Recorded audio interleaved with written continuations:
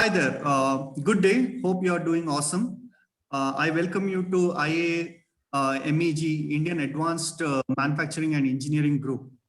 Rashmi and I, Abhijit Bhatt, are from Manlio Designs, and we'll be hosting the podcast.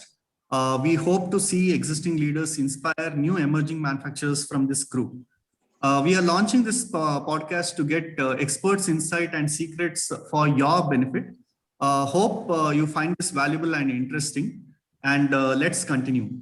So today our guest is Shubodh CV, who is Chief Operating Officer for Maini Aerospace. He is board member, executive director, and chief operating officer representing Aerospace India and business on the board of listed and multinational companies.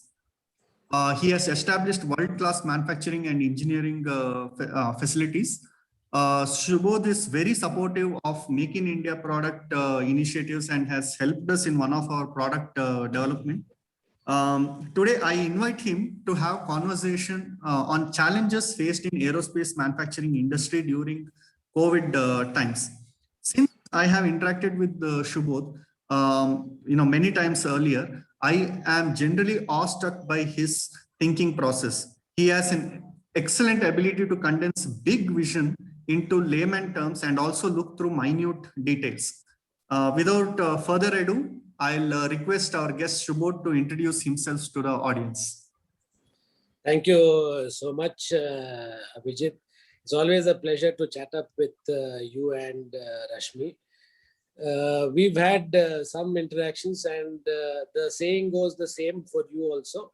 I have also seen you to be coming up with some phenomenal ideas which are very complex but can be adapted quite simply into the shop floor or into the machines. You have introduced myself with a lot of big jargon. I'm not sure if I really fit into what all you've said, but of course I've held some of those positions which you have mentioned. And today I am the Chief of Operations for Maini's Aerospace Division.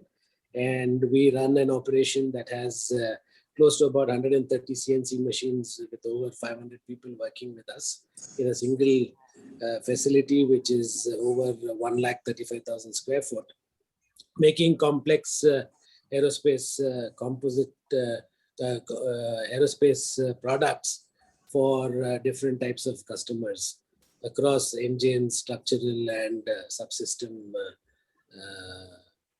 customers. My journey has been quite simple professionally, in the sense that I did mechanical engineering purely because I liked mechanical engineering. As a kid, whenever my friends used to come and ask my mother, where is Shubodh? She used to tell them either he's under a car or playing with some, doing some mechanical stuff. So I always had a passion for doing mechanical stuff. And I pursued that in developing an interest and doing my engineering in mechanical engineering from the RV College in the early 90s. For us at that time, as you would all recollect, that was the time when India was opening up its economy, and we were all in engineering. It was a phenomenal time to be in engineering then. Yeah. But what happened was we were all awestruck by the software bug. And everybody, whether he's a chemical engineer, a mechanical engineer, a civil engineer, or an IT and electronics guy, everybody joined the software wagon. And I also did that after finishing engineering. And after a few months of working with a software company, I realized that I'm not a kind of guy who can sit in front of a computer and keep coding. So I got out of that. I wrote my GATE, and I did my master's in design from the Indian Institute of Science, and passed out of MTech from there, and joined this company called Dynamatic Technologies. Now, Dynamatic Technologies basically was into hydraulic products and automotive products, which they had just gotten into. This was the mid-90s, late 90s time period. And there was a boom of the automotive sector. And I rode that wave along with Dynamatix in the automotive sector and grew from being a rookie GAT who joined them over a 10-year period, was able to get on to being in a leadership role within Dynamatic. And by the mid 2000, I was in a fairly responsible leadership role. And I went on to become the executive director. Dynamatix is a listed company. I went on to become an executive director there and running the operations for the aerospace division. And that's how I gained my experience in aerospace manufacturing and aerospace related products. And from there on, this thing happens when you reach a certain stage in your career, you want to be doing something on your own. And I'm sure you understand that. Yeah. We are in the same boat. So, so that bit me. And mid 2015, 2016, 17, I got out of Dynamatic and started something on my own, trying to give solutions to companies, trying to get companies started up with in the aerospace domain, across composites, across structural parts, sheet metal parts and other things. And I found it extremely challenging to be doing that and to developing things. So I got back to being an employee. I joined the Maini Group about a couple of years ago. And today I am what I am here with Maini, managing their operations. Yeah. Yeah, but I think the startups which you were having was, we'll not discuss about that today. We'll be focusing on aerospace. That is a very interesting chapter in your life. We probably can take it some other point of time. Maybe motivational or inspirational talks, this one, someday later. Today, so just coming to the topic, that is what is aerospace industry is facing. Manufacturing sector especially is very badly hit, and we want to focus on how your leadership skills wave through the through this difficult period. And so basically you had your ups and downs in your life, and can you tell us more about this journey? Well, professionally speaking, there have been more ups and downs.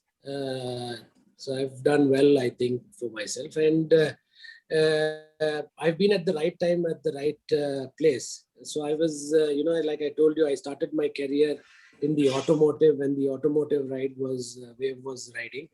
And I switched over to the aerospace very early before the aerospace wave took off, and I'm at the right spot in the aerospace thing. So that is pure destiny. Okay. That's pure karma to be there at the right time in the right place. But having said that, a couple of things which you touched upon. One is the challenges that we're facing in the aerospace industry. And the second thing is personal challenges that we have overcome to reach, or professional challenges that we have overcome. I'll just share with you one small story. When we were in the automotive division, we used to be primarily started off as a subcontractor to Hyundai. We set up a facility in Sri Perumbudur and a manufacturing facility in Sri Perumbudur, and we started making parts for Hyundai primarily. And when the products that we were making to Hyundai saturated, we moved on to looking at other customers. And I was responsible for product development and for business development at that point of time. And so we had a pump that we had developed for Ford Motors. Okay. This was a pump that was made by a very large multinational company out of South America. It's an European American company having its manufacturing operations coming out of South America. So they had the right combination of technology design being done in America and low-cost manufacturing being done in South America. And they were supplying this pump to Ford. Now, Ford wanted to reduce costs, and they didn't want a pump coming all the way from Brazil to India. So they looked at an opportunity if we could be doing something out of India. And since we were a hydraulics company, they gave us the task for developing that pump. So we didn't know much about automotive pumps. So we tied up with a German company and we developed a pump from scratch. And we designed it, we tested it. The test labs were all in Germany. Ford has a massive facility in Cologne, and we had a beautiful story where we had a phenomenal pump that was developed. Now, Ford was buying the pumps. I don't know if you remember, there was this car called the Icon. Ford Icon. And all of them had an engine called the Rocam engine. And rest of the world, it used to be a pickup. In India, it was a sedan. There's other places in the world, it used to be a pickup called the Bantam. And the engine used to be made in South Africa. So this was the early 2000, 2002, 2003 time period, where we developed this pump, and an Indian guy in Germany developing a pump for an American company supplying to South Africa. Because the engine was made in South Africa. So it was, I'm probably sounding it like a story, but you can imagine the complexities of actually doing something like this. An Indian company, a small Indian company, hitherto not known for making pumps, challenging an American company and their supply chain, developing the pump with a state-of-art German organization, and then managing the entire logistics to be producing those pumps in Chennai and supplying it to South Africa. So we thought very well. We started supplying thousands, tens of thousands, few lakhs. Because the automotive volumes are big. Suddenly we got a call and an email one day which said that this pump is failed in South Africa. So I flew all the way to South Africa and checked. This was one of the first cars that were developed having this pump, and it was from the same Ford factory itself. And their security guys were using this car. So they wouldn't switch off the engine. They would start the car in the morning. One chap goes on a round, he comes back, the car engine is running in idling. The other guy hops in and takes the car for another round. So they don't drive at a very fast speed because they're doing checks and they're checking entire factory. They're just driving around, the security guys.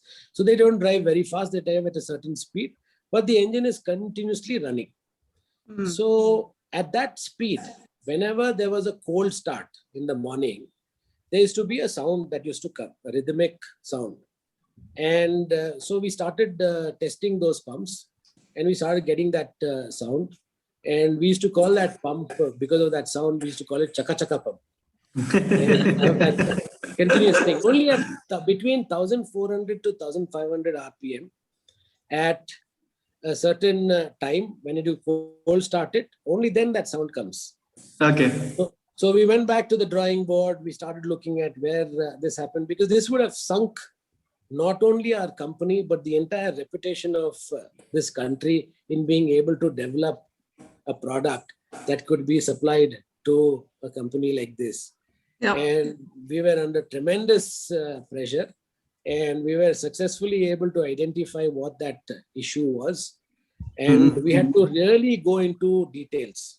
So at one stage, immediately what we did was to find out what are all the pumps that we have supplied, and segregate all of those pumps by building a test rig which will simulate exact engine conditions and be able to identify and segregate those pumps. So we did that. Then that thing had to be replicated both in South Africa as well as in India. So we stopped any faulty pump being supplied.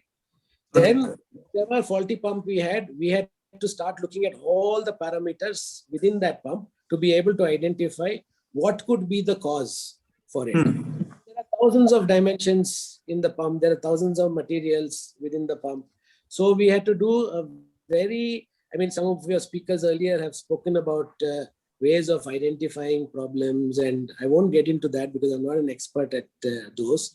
But we followed in our own way. We followed with software, with hardware, with test equipment that we developed, simulating the engine conditions. We were able to develop the solution and get exactly where the problem was. It was a pure design issue, which we had overlooked. The opening and closing of the engine should be in exact angle of the opening and closing of the pressures within the pump. And we miscalculated that by 180 degrees. And therefore, that problem was coming. And it would come only when the gears within the pump sat at a certain angle. And we identify that, and we overcame that problem. The second personal thing that we did was when tsunami came. It was a Christmas day. It was a Sunday. And as soon as the tsunami came, few hours, we realized the tsunami's come and it's gone. And then we had our MD, we had everybody come down from Bangalore and everywhere else to Chennai the next day on Monday morning. And we drove down from Chennai to Pondicherry and back. And we were able to identify a few villages which were really, really badly hit. And we went to one such village where a fisherman was sitting on the banks of the sea and looking at the sea. And I asked him, what is he looking at? So he told me that I have two mothers. I have my own mother and I have the sea on which I depend upon. And this mother, the sea, has cheated me. What do you do when a mother cheats you? Where do you go? So we adopted that village. It inspired us to adapt that village. And we put in the entire, what today everybody is talking of, disaster management protocols and all that. We did that at that time. Because when you're running an organization, when you're running a complex factory, which has thousands of workers, you do this health and safety drill every month.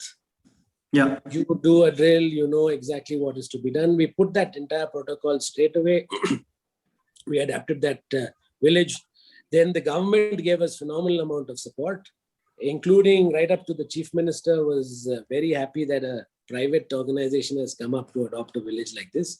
And within 90 days, we were able to repair their boats and put them back on the sea, including repairing their temples, their houses, and put them back. So we immediately identified, we gave them water, we put tents, we got them to be established, we gave them food, we got them back their livelihoods. Within 90 days, they were back into the sea. And they were one of the first villages that went back. So I'm just sharing to you two experiences. One is on how if you got this attitude that you can help or you can save, or if you want to be stepping forward to be doing something, and you strongly believe in that, you can do it.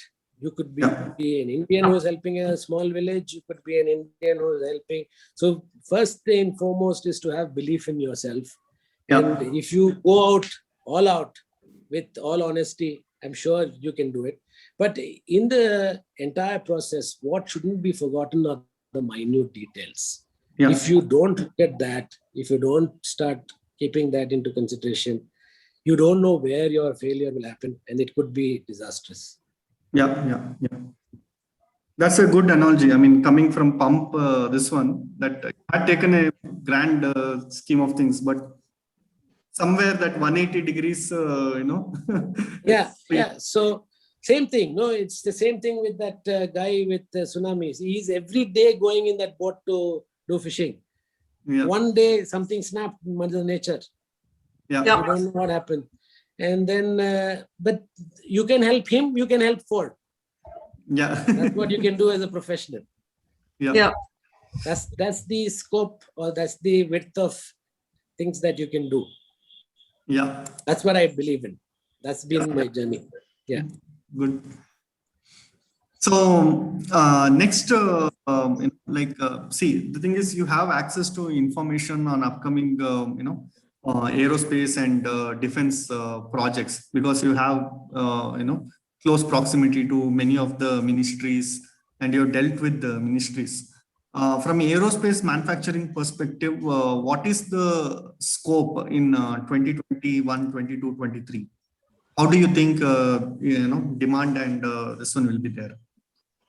Yeah, see, for us, fortunately, we had the air show happening recently in February, and you had the defense minister come here, and he camped himself over here, which is the first time that a defense minister did that. Okay. So the importance given to the industry, importance given to defense, especially aerospace related defense, was very clear with kind of and continuously back to back every month, every other month, they have been giving orders, mainly to HAL and to other organizations, going right up to the recent one where a submarine was being ordered upon. The RFQs are open for that. Okay. So the LCA has opened, 83 aircraft are being taken on the LCA. So there is back-to-back helicopters are opened up. So, but the thing is, there HAL is going to be the prime mover. Okay. And large corporations like L&T are going to be the prime movers. And all of us are going to ride on their ecosystem and their support systems to be coming in. Apart from this, there's a lot of traction that's happening in the UAV markets. Large UAVs we are talking of, flying over 30,000, 45,000 feet height. These are the kind of UAVs we are talking about. And large UAVs are coming up with the Israelis pitching in. And there's a phenomenal amount of traction happening over there. The entire industry is consolidating itself today. We saw recently a company, Wipro, buy an American company where the American company was a supplier to Boeing. Okay. So we are having those opportunities opening up today as we speak. So on the one hand, we've got a very, very big challenge of commercial aviation coming back. It's going to be quite some time. Hospitality and aviation sectors are two big, large sectors that have been impacted by the COVID. And we will have some time before that comes up. Everybody is saying that it will pick up once the vaccination starts. But there are so many planes that are already being produced and are lying in warehouses across the globe. So till they get used up, till they start flying and new aircraft are made, it is going to take time. Even if we all start flying the moment we are allowed to, that's going to take, commercial side, it's going to take time. But defense is very, very interesting right now, driven by I think the large amount of purchases that Indian defense is driving at. I think the ministry's push to Atmanirbhar program, I think now mandates, some of the things to be produced in India itself, I guess. Yeah, we have a very strong defense offset policy. Yeah. And anybody can Google the defense offset policy and read that up. And across different manufacturing criteria, there are different percentages of work content that needs to be done within the country, and who can do what and how eligible they are is very clearly documented. Over the last 10 years, this has been developing and matured very well now as a defense offset policy itself. That gives a lot of impetus for Indian organizations. Okay. Problem is technology. Technology is not available right now. So we will have to tie up with somebody who has the technology or who could give us the drawings and we can make the parts as per their drawings. So another on the same this one that we know that 50% of the commercial air traffic is affected, and it's a manufacturing especially is an industry which works on these complexities and very low volumes. So and I know in Maini it was badly affected when we visited last year. The tension around there. So, but I also saw that you had made some key decisions to take that sustenance part of it. like almost only one shift, that too only 50% of the people were working, which was earlier 24/7 and Yeah. 100% this one. So, what decisions had taken in your leadership role, and what factors you had to make that call? I'm pretty much sure that it was not easy. So, Yeah. So what we did was, Abhijit, see, nobody knew when the COVID started in March, April last year. Nobody knew how long this is going to last, Yeah. or what is going to be the impact of this on our businesses. Nobody knew when it started. Fortunately for the aerospace and defense, we were able to get permission from the state government to keep our factories open. So we never let down any of our customers. yeah. Our OTDs were around 95, 96% before COVID. It became 100, 101, 110%. We did everything we could to keep them satisfied. They were not available to take our calls. They were not available to take decisions, but we were there to service them with whatever we have been producing. So on the one hand, we took care of our existing customers. Okay. Then what we did is we started looking at our entire organization and where we could cut costs. So we spoke to everybody who was, on contract, who were not in long-term relationship with us, and we asked them to take a break during the COVID periods. And what we did was, once the first wave was over, we saw a phenomenal increase coming back in the automotive sector. So we diversified almost close to about 50 machines. 30 machines we physically shifted, and about 20 machines we have allocated today to make automotive components for our automotive business, which is part of the Maini Group. Apart from that, what we did was we started looking at general engineering, heavy engineering, and some other industries where we could de-risk our business. This was not purely driven by the COVID. This was pure to de-risk the entire business, looking at what could happen in future and make it future ready. So what we did was, we have a parlance in aerospace. It's like called FAI, first article inspection. So whenever a new product is developed, you produce one part which is exactly similar to the production part, and you call that a first article. So we had dedicated close to about 15 machines out of the 130 machines that we had. One replica of each machine from the production, we had kept it aside to do FAI work or NPD work. So all those machines, we started saying that we could make a similar cell like this for anybody, any customer of ours who wants us to diversify from aerospace into another business. So fortunately for us, we got a very nice opportunity with a large consumer electronics company who was setting up a facility close to us in Bangalore, on the outskirts of Bangalore, Tamil Nadu actually, on the border. And we got an opportunity to make fixtures for them. So we were able to do three things. So on the material that we already had, we went back to our customers and told them that we are open, we are running, we will give you whatever you want. On the manpower, we said that whoever is not associated with us long-term, whoever is not associated, who is on contract, who is a short-term thing, please take a break. On our machines, we diversified some of the machines and we started using all the other machines for aerospace. And on our technology, we started setting up a separate cell where we could do things. So, the 4 M's of usual man-machine method and manpower.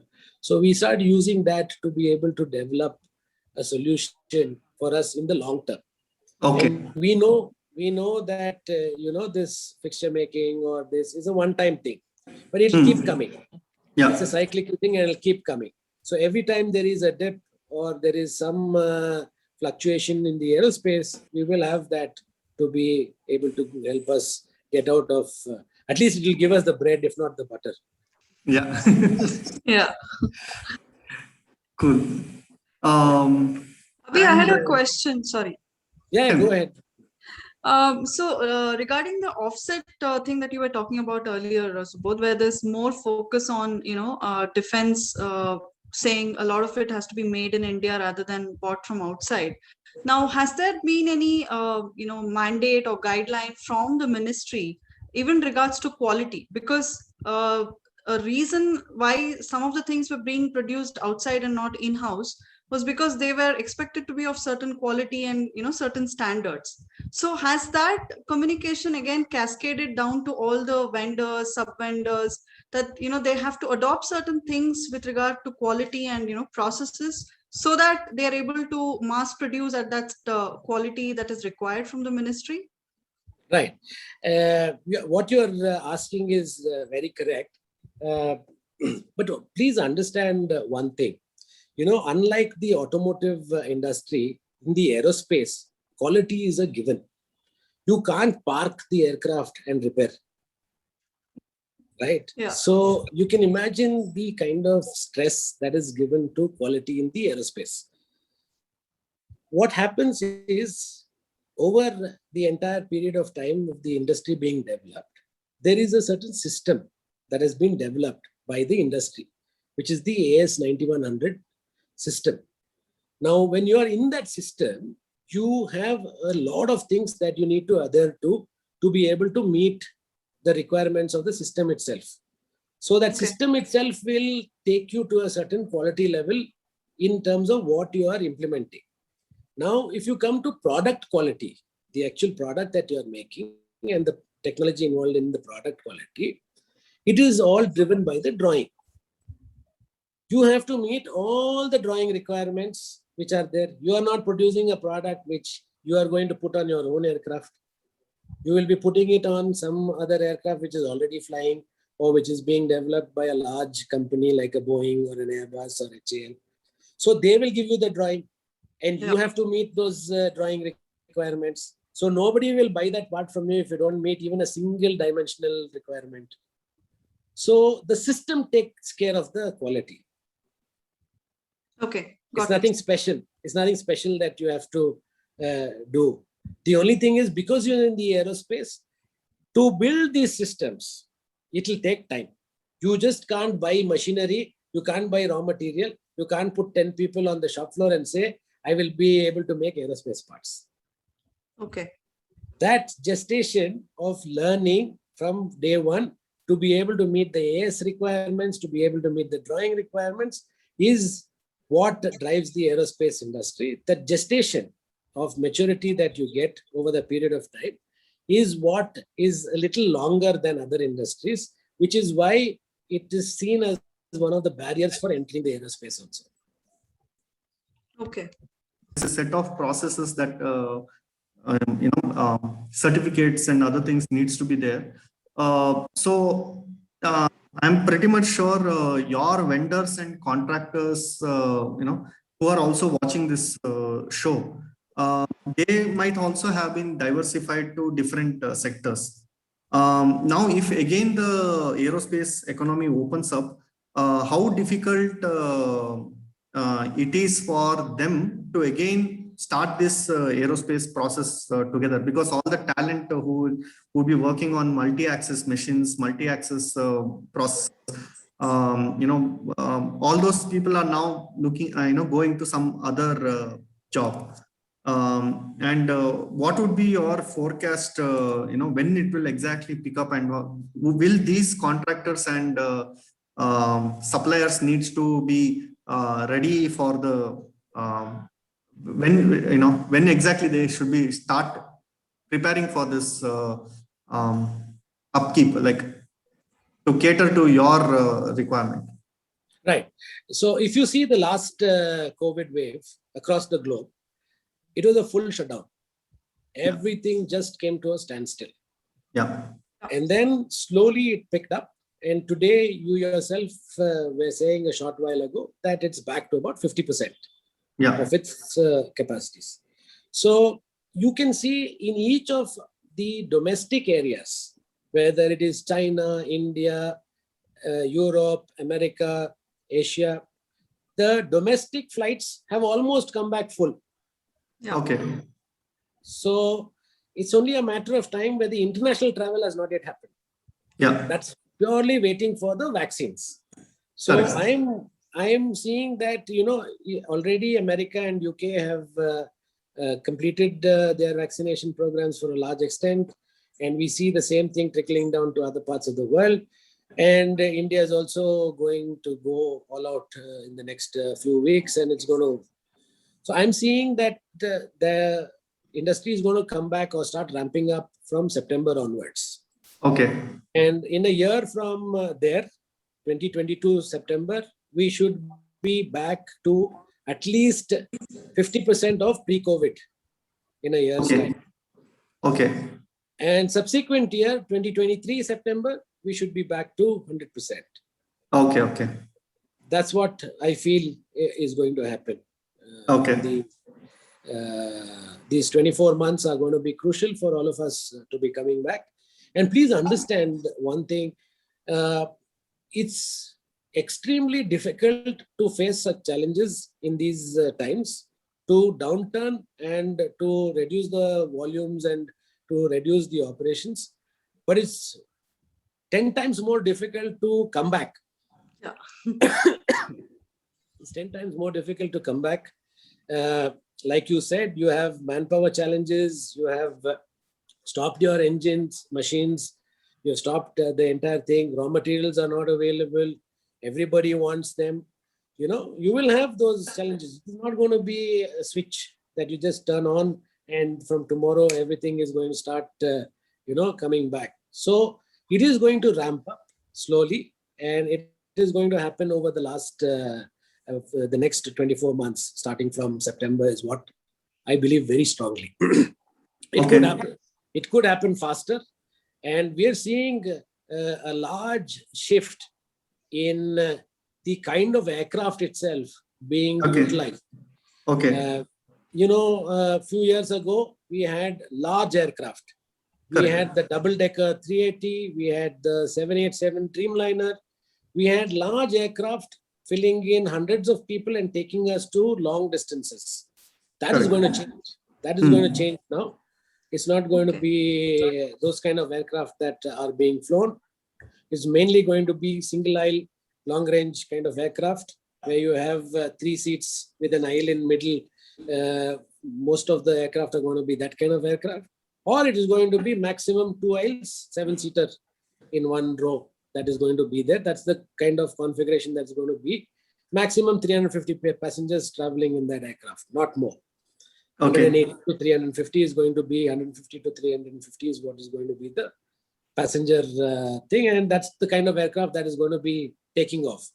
Yeah. Now, Airbus has already started that activity, and you're going to see a lot of traction coming in single aisle. And once the volumes start picking up, it's going to be really crazy. Till date, we produce aircraft very much unlike how cars are produced, right? You can't produce thousands of them in a day. You produce in 2 days, you produce one aircraft, and that's a great thing if you do that. But we have lines, both Boeing as well as Airbus has lines where they can produce an aircraft in half a day, a little less than half a day with those lines. I mean, in 3 days, they will build 5 aircraft kind of a thing with 3 lines coming up. So that gives them about 600 to 700 aircraft that they were producing per annum. And now being the focus shifting to the single aisle, which was 600, 700, going up to 800, 900, probably even 1,000 aircraft. So volumes on one particular model is going to increase. So that is something that if somebody gets onto any product on those aircraft, you've got a phenomenal opportunity to grow your business. Great. Cool. So, one of the difficulties is basically, in aerospace manufacturing is availability of materials. How did you handle that situation when there is imports banned from all the countries?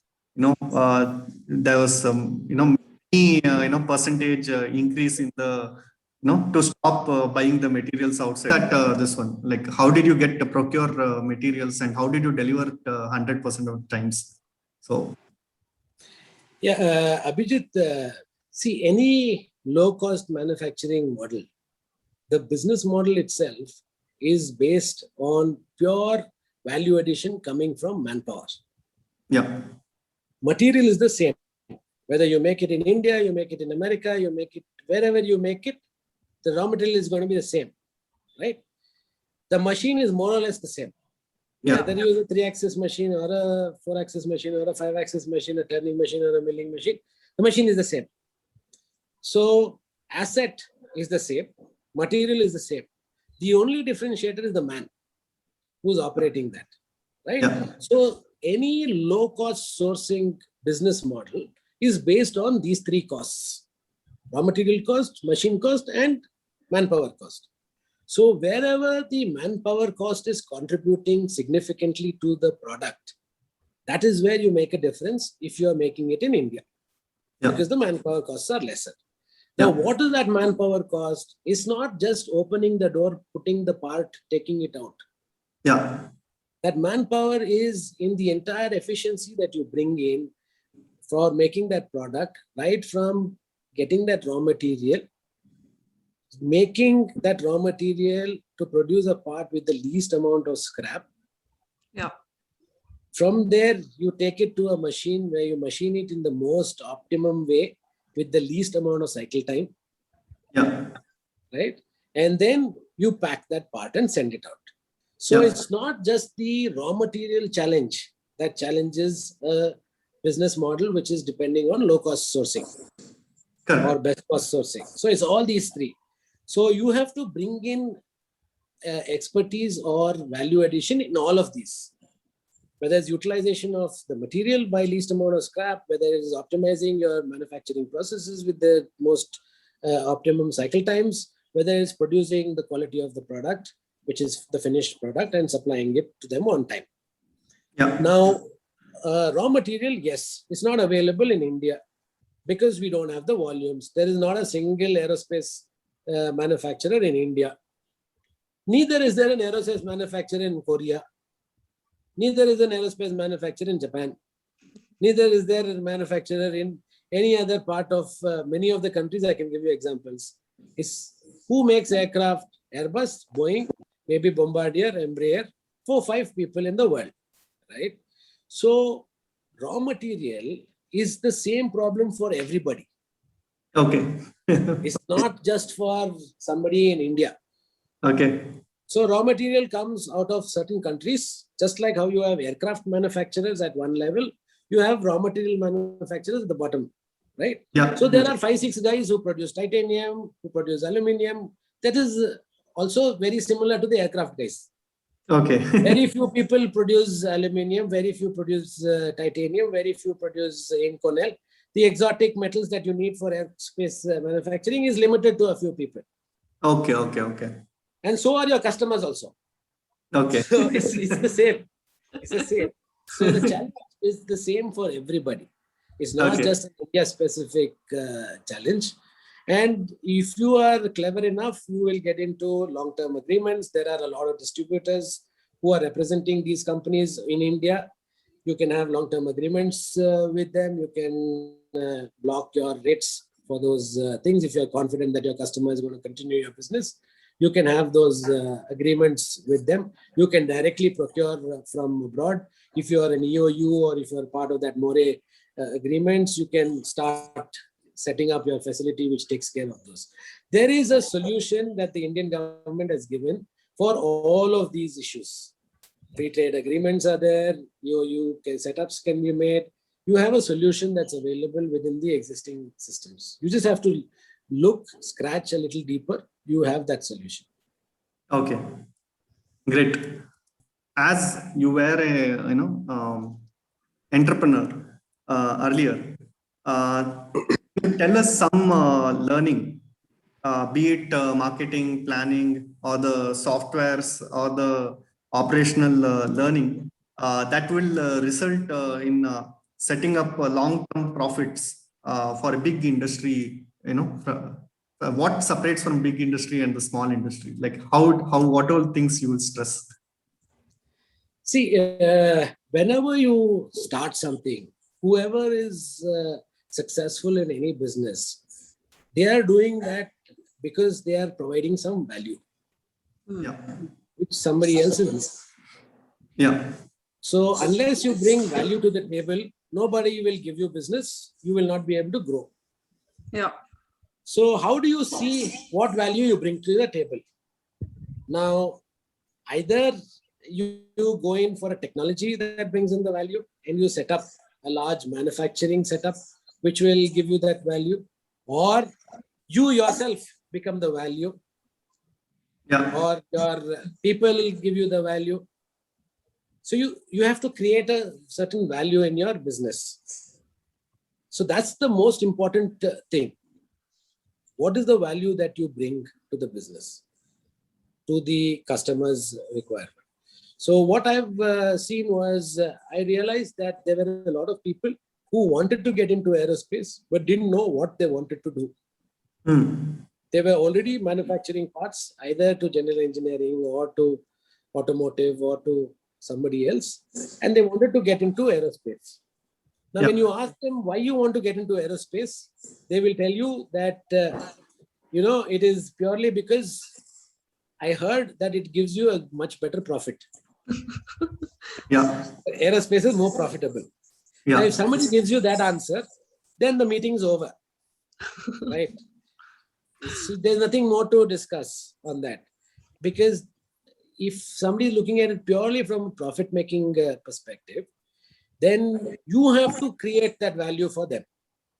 Yeah. You have to find out what is the value that they're bringing. So what we did was we started looking at certain companies which were either in the area of good technology, making composite parts, who needed an investment partner, or was into some other production of pipes and tubes which were not being manufactured for aerospace, trying to get them into aerospace. So those are the kind of customers I got on board.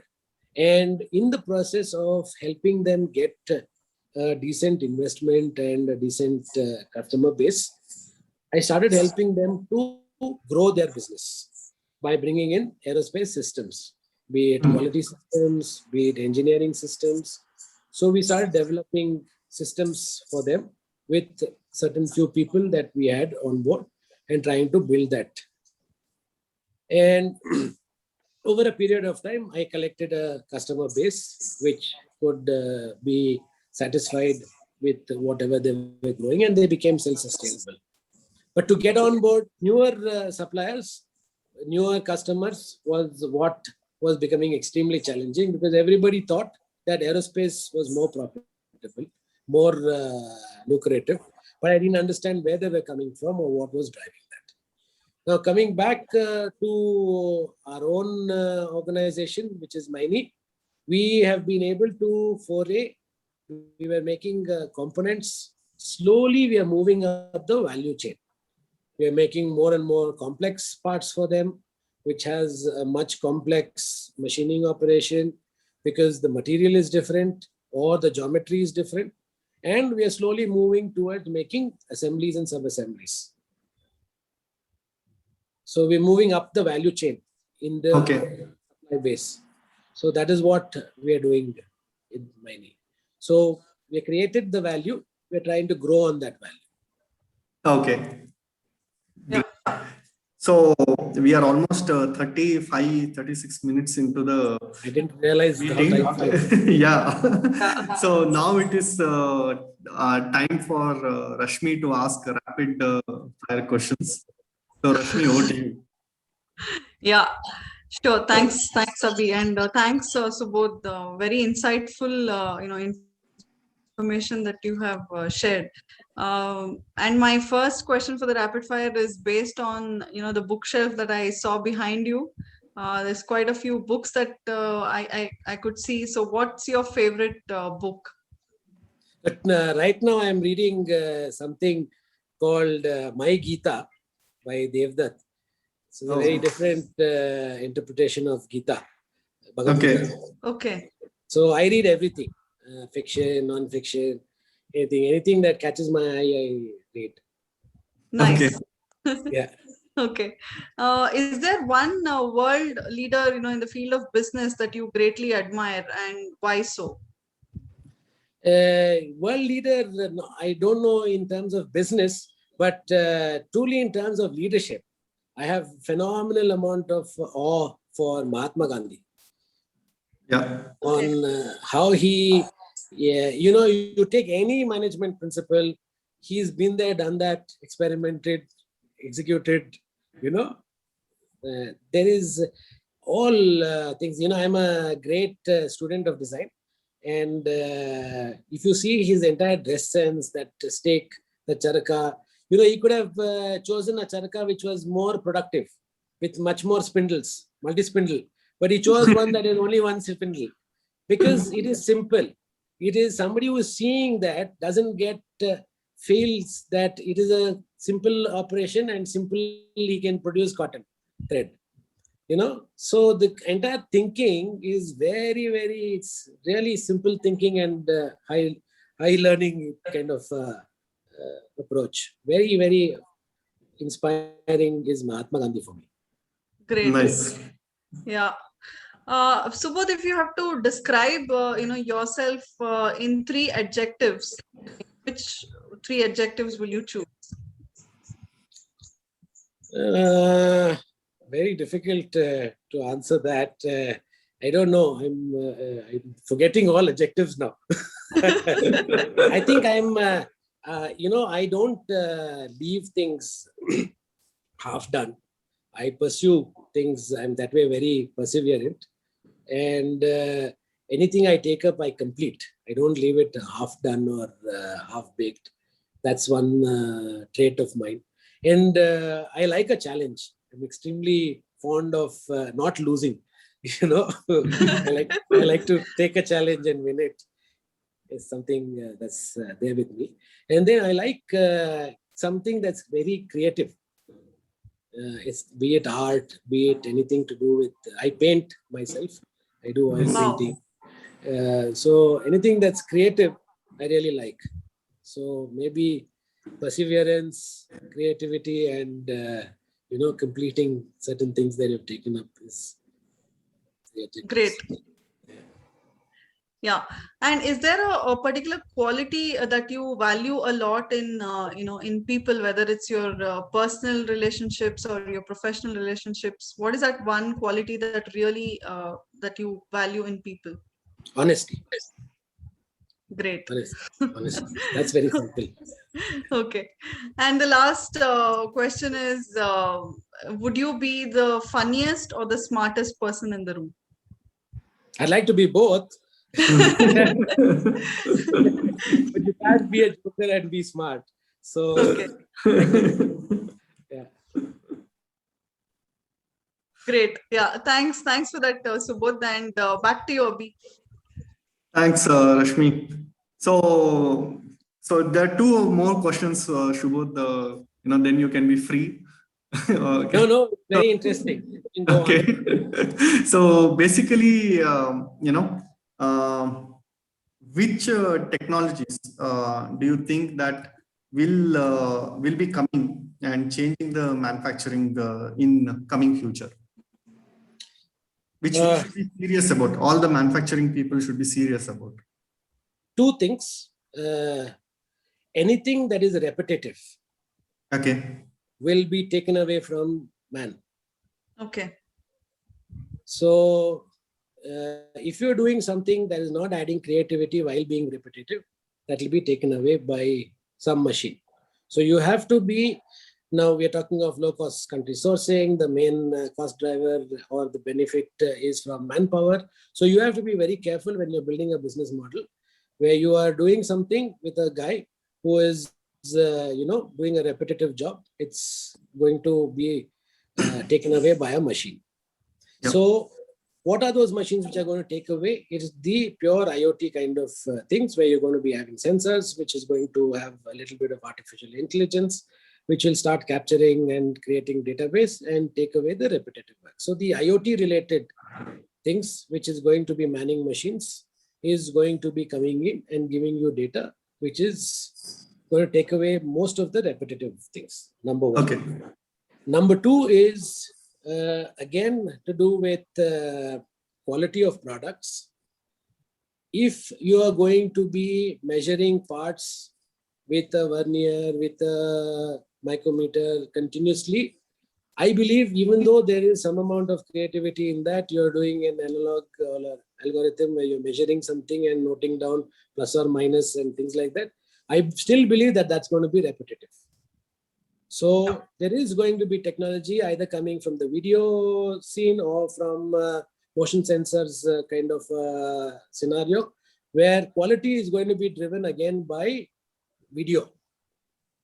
So you imagine a factory where you have series of machines and all machines are being loaded by material, continuously being run. Any machine at any point of time stops. You get a feedback on your phone and you know what to do. You send a person to check what has happened, and that's how the factory is going to be. Product comes out, you're not going to be using a guy to be checking the part. It's going to be put in front of a camera. It's going to check with lakhs of images that have already been fed in, and it's going to check if the part is okay or not, and it'll go out. Yep. This is what will come. Now, what do you do in that kind of a scenario? You can do two things. You can either create that technology and start offering it, or whatever data that is coming out of this technology, somebody has to see, somebody has to analyze. Somebody has to analyze, somebody has to see. And if the machines are down, you need to troubleshoot. So there is going to be those areas that are going to grow phenomenally. Especially this is how it's going to change. Okay. Is what I personally believe. Almost happening, most of the mobile manufacturing is now fully automated. So I think we'll see. Yeah, fully means fully. Yes. Even the inspection is not touched by people. That's what I'm saying. Yeah. Good. And final one question. What is one strong takeaway from your experience? Never give up. There is nobody who is better than you in what you're doing. You can be the best if you believe in what you're doing. Great. Thanks, Subodh, for really, I think I'm pretty much sure everybody will be very much in tune with whatever you are telling. And if people want to reach out to you, how can they reach out to you? Yeah, you can share my mobile number to them. They can get in touch with me either on WhatsApp or send me a message on my phone. You have my email ID as well. My official email ID is subodh.r@myemail.com. Okay. You can touch base with me on my email as well. Yeah, I'll post the email in the description, and whoever wants mobile, they can reach out to me. Sure. Thank you so much. Pleasure is mine. Thank you for having me on this conversation with experts. Pleasure is ours and privilege, Subodh. So not at all. Privilege is mine. I'm privileged. Thank you. Thank you, Subodh. Thank you for your insight, Subodh. And viewers and listeners, thanks for hearing us. And I hope it was interesting and inspiring for you. Next, we are going to have a talk with Sandeep from Unnati CNC Technologies with the topic starting small and now owning high precision machining company and how to leverage finance for success. See you soon. Have a great day and stay safe. Thank you. Thank you. Stay safe, everybody. Yeah, you too. Thank you.